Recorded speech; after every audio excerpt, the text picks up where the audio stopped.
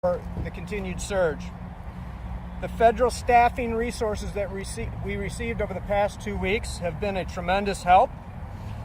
In addition, local hospitals and clinics have also allocated 15 to 20 staff members to pick up an occasional shift or some additional duties here at the hospital, and that's much appreciated.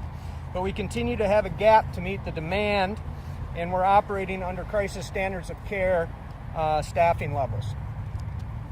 On a positive note, the positivity rate for COVID appears to be dropping slightly in the community, so that's a positive trend and an indicator. However, the volumes of testing have increased. So we're going to watch those two metrics very closely, and we're hopeful that maybe we'll see some downturn in the near future. But as of yet, we remain above that 110 level of COVID patients. At the same time, we're seeing a lot more spread in our schools and in the pediatric patient population. And Dr. Carroll and this entire team of pediatric specialists will add a little bit more on that topic. So at this point, I'm going to hand it over to Dr. Hootman. Good afternoon. My name is Dr. Todd Hootman. I'm a pulmonary and critical care specialist, and I work in the ICU with specific focus on the COVID ICU. I would echo what Mr. Evans said. We are seeing our highest numbers of critically ill COVID-19 patients this past week, with 43 in-house currently. Of that, 16 of those patients are on the ventilator. We are also seeing a significant population of patients that are younger than what we've experienced in the past. So again, the trend has been towards younger patients being admitted not only to the hospital but also to the ICU. The staff continues to be stretched very thin, both the physician staff, the nursing staff, but also our ancillary and support staff. So our therapy teams, our cafeteria and hospitality teams, and our housekeeping staff. As a result of the ongoing burden that we see in the COVID ICU, our bed capacity remains extremely limited for both COVID critical patients, but also our non-COVID patients. And with that, I'm going to turn it over to Dr. Vanessa Carroll from Pediatrics, please. Good afternoon. My name's Vanessa Carroll. I'm the Medical Director of Pediatrics here at Kootenai Health. Pediatricians across the nation are really concerned for our children. Since September 16th, 5.5 million children have been diagnosed with COVID. Just last week, more than 225,000 child COVID cases have been reported. In northern Idaho, our vaccination rates are sadly low, and our school districts are not implementing universal masking. We recognize that children greatly benefit from in-person learning for so many reasons, but it needs to be done safely. The CDC and the American Academy of Pediatrics, along with these pediatricians and advanced practice providers, we recommend universal masking in schools, environmental cleaning, maintaining a physical distance of at least 3 feet. If you're sick, please stay home and get tested. And obviously, please vaccinate all those who are eligible. Our community pediatricians here are going to share just a glimpse of what their day's like. We have Dr. Jeff Shirt from Lakeside Pediatrics, Dr. Beth Martin from Coeur d'Alene Pediatrics, Dr. Shar Weeda from Kootenai Community Health. They're going to briefly speak, but joining us as well, we have Tanya Heidenreich. She's a pediatric psychiatric nurse practitioner. Dr. Hina Parker, she's a pediatric hospitalist, and Dr. Brooke Lang, a neonatologist. We're going to open up for questions after Dr. Weeda concludes. Thank you.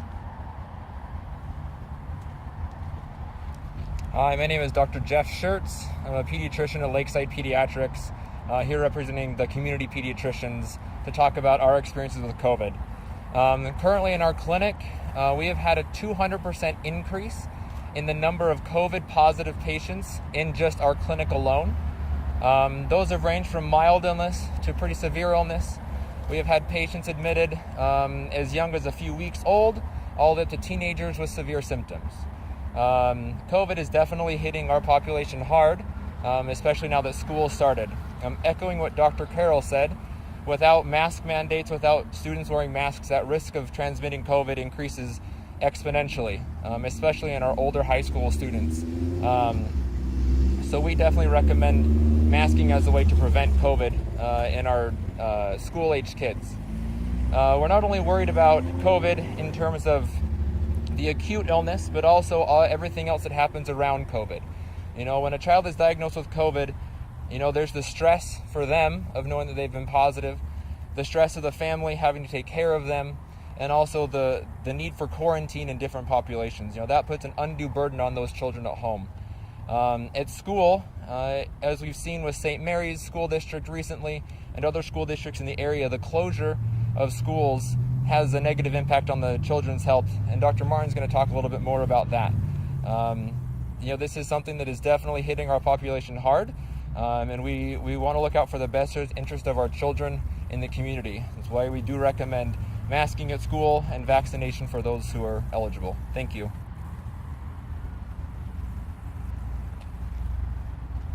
Good afternoon. I'm Dr. Beth Martin from Coeur Pediatrics. I just want to echo what my counterparts have set up here. Going to school is so important for kids, both socially so they can be with their friends. They learn so much better in person than they do at home. I've had several patients last year who basically missed a whole year of school because they weren't able to get the services and the education that they need.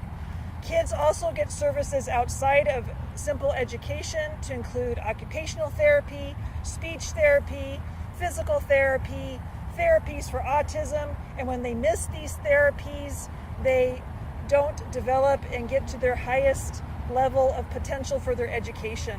And so I implore people to please have their children mask up so that we can keep kids in school, good hand washing, and social distancing. Thank you for your time.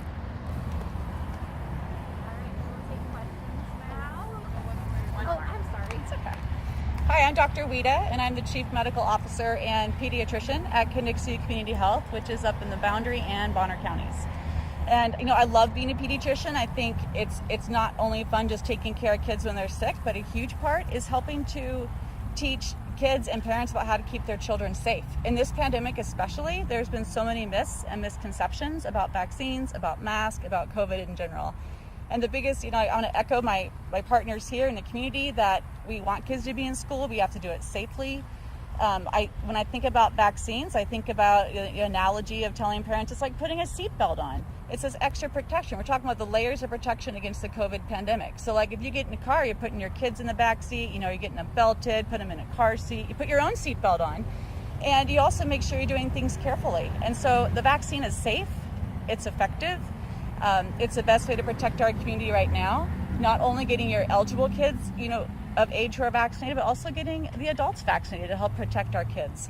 And masks are safe as well when worn correctly. And I just always encourage people too to ask your pediatricians, ask your healthcare professionals if any questions or concerns or myths or misconceptions that you have about COVID. But we really want masks and vaccines to keep kids in school.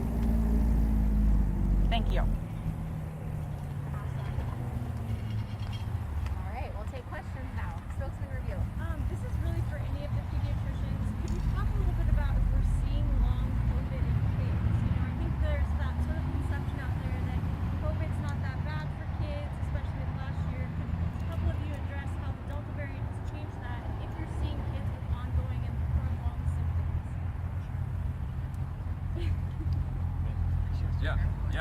So, having recently completed residency, I have experience in a lot of the hospital and like more acute care.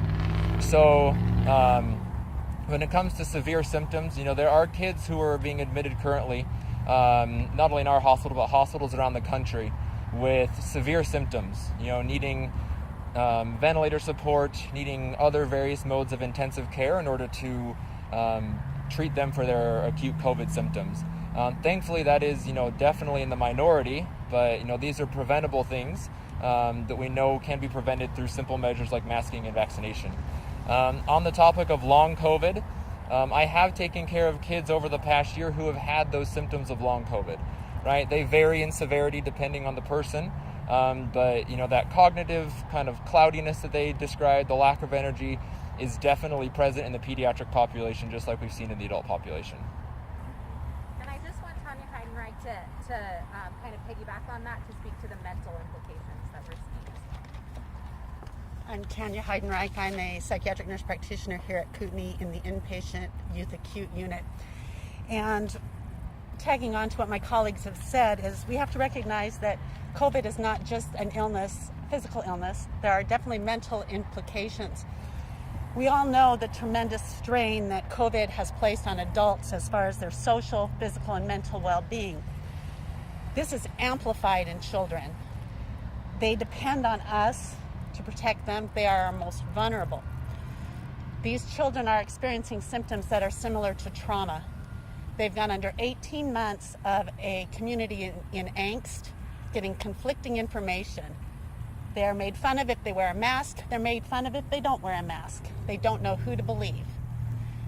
We are seeing children unable to get their services, not because they have COVID, but because maybe the occupational therapist, the speech therapist, or their teacher has COVID. Therefore, we are seeing an uptick in inpatient hospitalizations in the psychiatric unit that could be prevented if these children were able to seek and to obtain their outpatient services. And again, children don't have the ability necessarily to discriminate level of threat. Kids show up in the emergency room and they wonder if they're going to die. So what our children take our cues from their parents. If parents are able to demonstrate a healthy, protective response, the child will feel protected. The ongoing stress and loss of services will only continue to compound the exacerbation of mental health issues we are seeing in our young people. Council, I think, had a question. I did. Last time we had prepared for the pediatric surge about 18 to 20 beds. Are we still preparing for a pediatric surge? And honestly, I think the biggest misconception is that a lot of the coronavirus, I guess, severities is not going to harm pediatrics or kids as badly as it is the adults. Has that changed? I guess you kind of answered it. So we are still prepared. So some of the items that we are putting into place is the schools just started. So the surge that we saw largely in the southeast and other parts of the country, they had started schools sooner. So many schools have already either opened with masking in place and successfully maintained it, or they did an optional and they saw where that essentially had opportunities, and many in turn went virtual or even went fully, they went back to a hybrid model, which we all recognize are not anywhere near as effective as in-person learning. So with our start date being later, we recognize that our surge is going to be later. So we at Kootenai Health are absolutely prepared. We still have our beds allocated. Our teams are still doing simulations and practicing. We've had let's just say enough practice with some COVID patients already to recognize that it is here and the severity does vary, and thankfully children do get a milder physical case compared to adults in most cases, but that doesn't always hold. And to the point of what my colleagues are saying, the implications to kids and what the long-term effects of this pandemic and this time period will greatly impact their futures and ours. If tomorrow you guys had to handle pediatric patients that come in with COVID, how many can you handle as of right now? We can do 15. 15 we can do really effectively, but that requires an enormous amount of shifting of patients and resources within our service line. So that is our max for right now, but obviously as Kootenai Health has proven, they will flex to meet the community's needs in whatever way possible. But hopefully it doesn't come to that. Hopefully that worst case scenario doesn't occur, and that's why we're really passionate about helping people to understand why this isn't a absolute situation. We can impact change. We can wear our masks. We can stay home when we're sick, and hopefully those numbers that we're preparing for, they never happen. Are you guys at all frustrated by the lack of a mandate or the lack of certain I think we're sad. That's probably the best description, because there's so much information, specifically to what a successful rollout looks like. Specifically, look at New York. And I think they have a different perspective, as many of their students were out of school for such an extended period of time. And you can see what that perspective does. And I think a lot of parents and school board officials are saying, well, that's not me. That's not our house. That's not our home. And it is, and that's what makes us sad and scared, because it doesn't need to be this way. And the more we team up, and the more we mask up, and the more we vaccinate those who are eligible, hopefully the sooner we can get back to that normal that we all desperately, desperately want. HQ. As you guys know, a large population of us in this county are vaccinated. With Pfizer now approving 5 to 11 years old to be able to get the vaccine, what would you say to those parents that are vaccine hesitant to urge them to get their child vaccinated?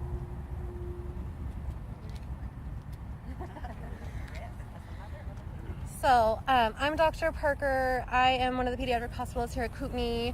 I agree with everything that's been said previous. I'm not going to give you any new information on our pediatric COVID here.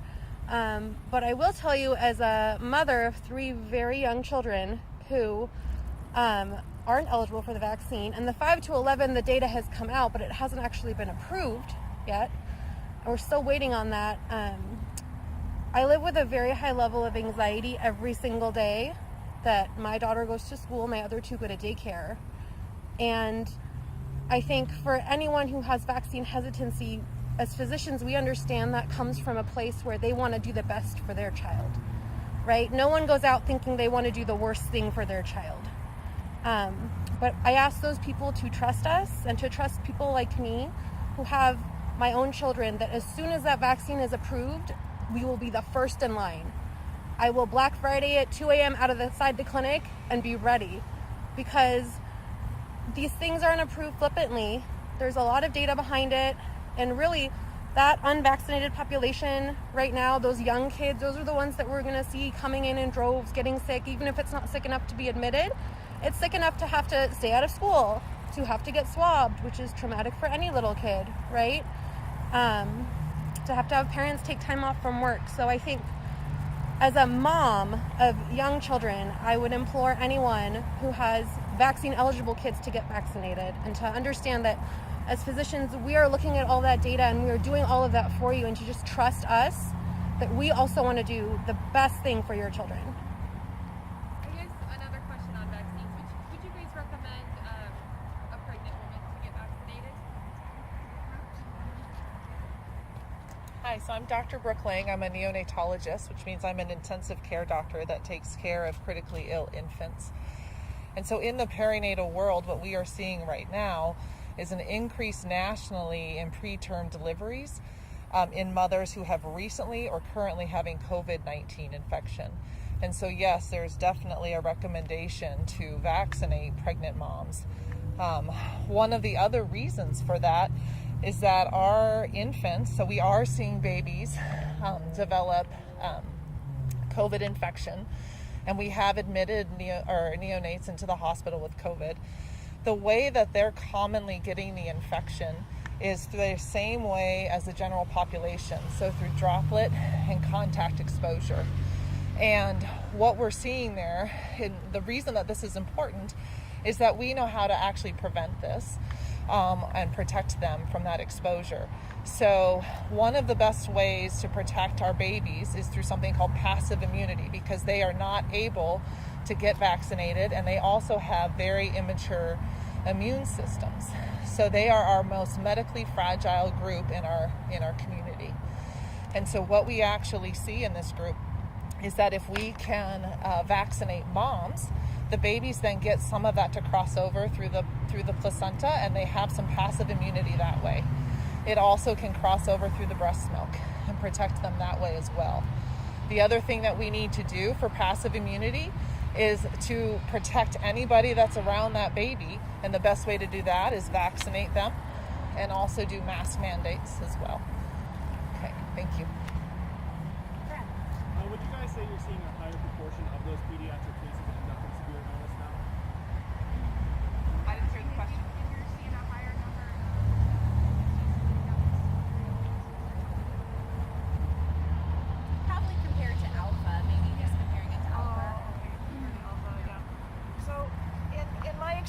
over the past couple of weeks, the kids who are coming in with coronavirus are sicker. They're having fevers longer, coughs longer. Their symptoms are lasting more than 10 days.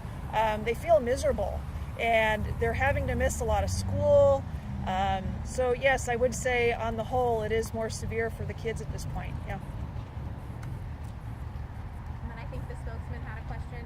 Yeah, when we're talking about ICU or PICU capacity for kids, could you talk a little bit about the coordination that's happening regionally with Spokane and beyond to sort of make sure that we can flex and do those things?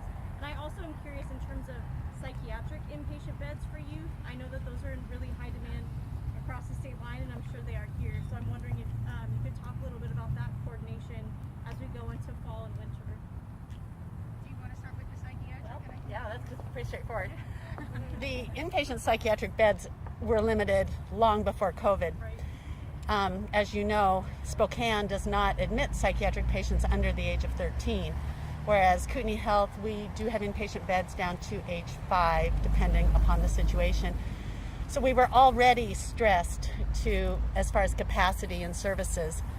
Now we have to take into account significant issues with infection control. Every child is tested for COVID before they come in, repeat testing in 4 days. We can't double up patients upon admission into the same room. So our bed capacity is significantly limited. We have had limited staff availability, both due to staff exposure to COVID, but also family exposure. And then on top of that, the state hospital has had COVID outbreaks and has not been able to take patients in a timely manner, resulting in patients having extended hospital stays, thereby further limiting beds. So as far as intensive care for pediatric patients, we at Kootenai Health do not have a pediatric intensive care unit, but we recognize these COVID patients, they turn very quickly. We are able to support them and we think they're looking better, and then oftentimes what we're seeing nationwide is that they wear out, they get tired, in which case then they do need more ventilatory or respiratory support, which should be performed in a pediatric intensive care unit. With this in mind, though, we want to be able to care for our community, knowing that this is not something local to our area, this is regional, as you mentioned.